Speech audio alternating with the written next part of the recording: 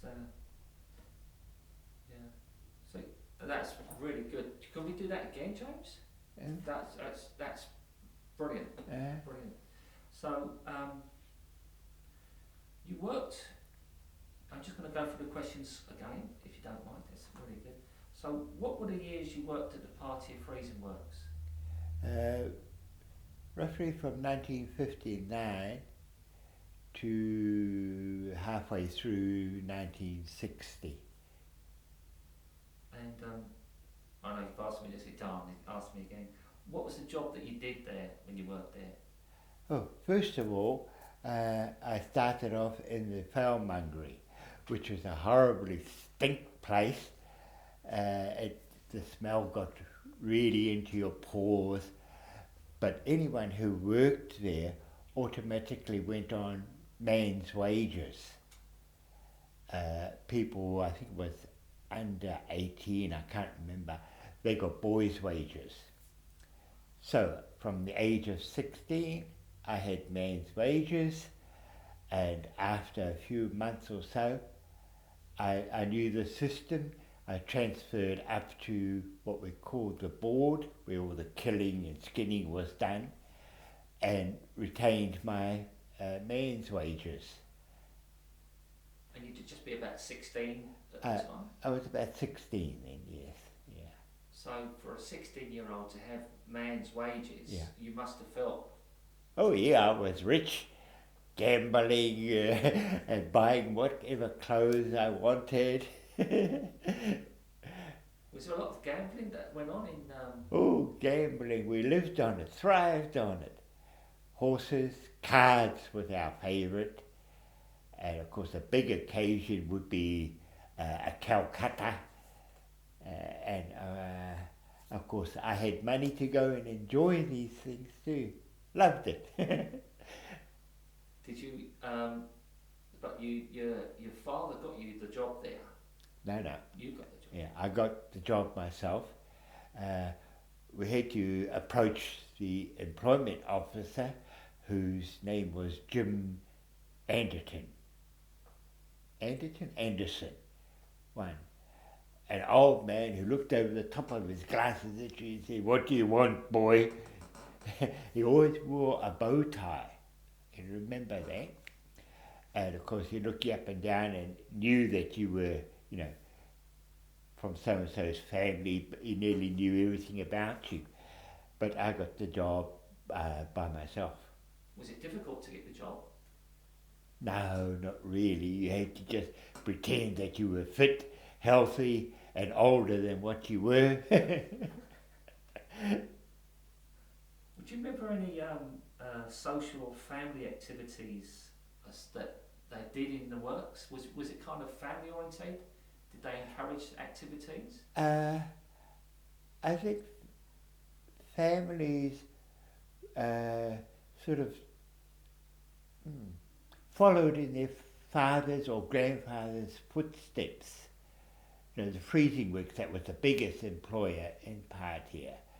And being young, all you want to do is get a job and get some money.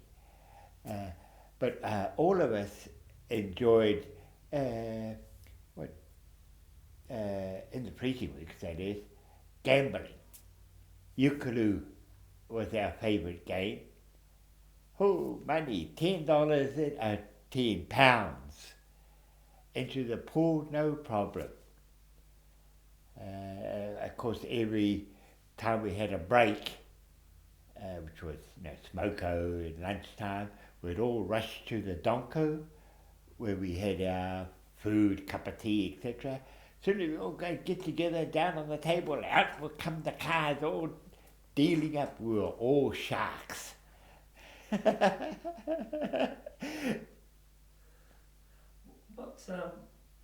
What are the memories of working there? I mean, can you remember anything that happened? I heard from someone else that there was sometimes there'd be an accident and people died there and stuff like that. Do you remember any of that, or anything that actually happened there?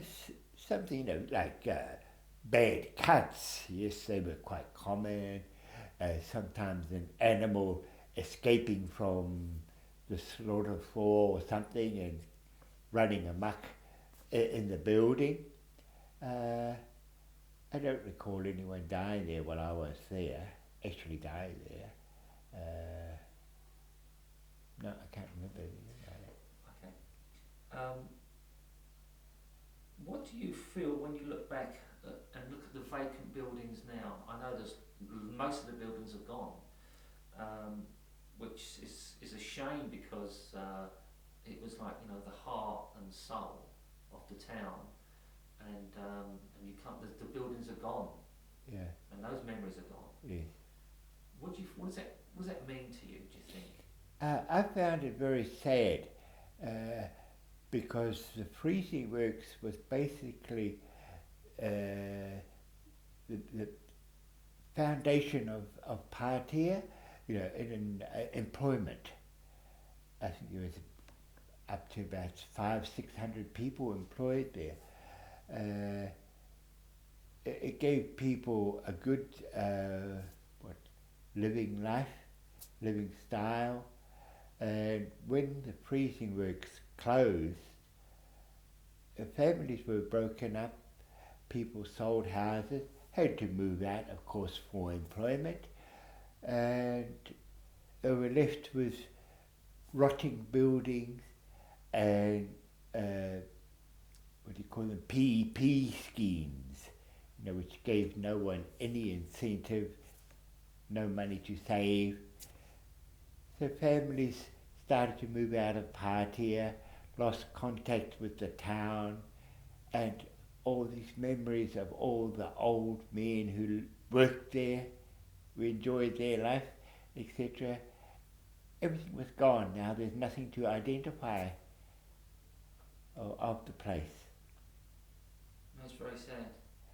Pardon? Sad. It is sad, yes. Yeah. And of course the town, it was a bustling place, you know, with shops of all varieties. There was no need to go to Harvard or Wanganui except for bargains or something like that, because we had everything here.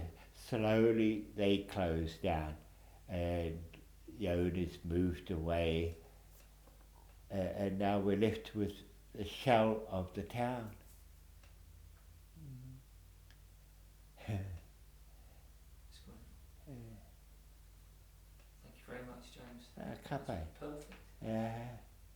Perfect. I was just thinking, you know, you said your dad was